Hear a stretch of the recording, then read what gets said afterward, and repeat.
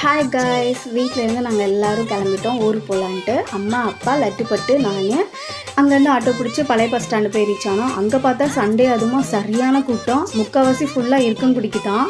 Irukkankudi bus வந்ததும் ஏறியாச்சு. ஏறி உட்காந்துமே start பண்ணிட்டாங்க. கொஞ்சம் நேரத்தில் சாத்தூர் ரீச் ஆகிட்டோம். இருக்கங்குடிக்குமே கொஞ்சம் நேரத்தில் ரீச் ஆகிட்டோம். இந்த ஆடி மாதம் இருக்கங்குடியில் ரொம்ப விசேஷமாக இருக்கும்னு அம்மா ரொம்ப நாள் வரணும்னு ஆசைப்பட்டாங்க. அதனால அம்மாவை கூட்டிகிட்டு இருக்கங்குடிக்கு வந்தாச்சு. மதுரையில் எப்படி மல்லி ஃபேமஸோ அதே மாதிரி இருக்கங்குடிக்கு வந்தாலே அந்த கொழுந்து பூவாசலாம் சூப்பராக இருந்துச்சு. எதிர்பார்க்காத அளவுக்கு கூட்டம். தம்பி வந்தது குளிப்பாட்டிட்டு இருக்கிற கூட்டத்தில் அடித்து பிடிச்சி எப்படியோ அம்மனையும் பார்த்து ஆசீர்வாதம் வாங்கியாச்சு. பசி தாங்கலை. அதனால சரி காலிஃப்ளவர் சில்லி சாப்பிட்டுட்டு செம்ம வெயில் அடித்து கொளுத்துது.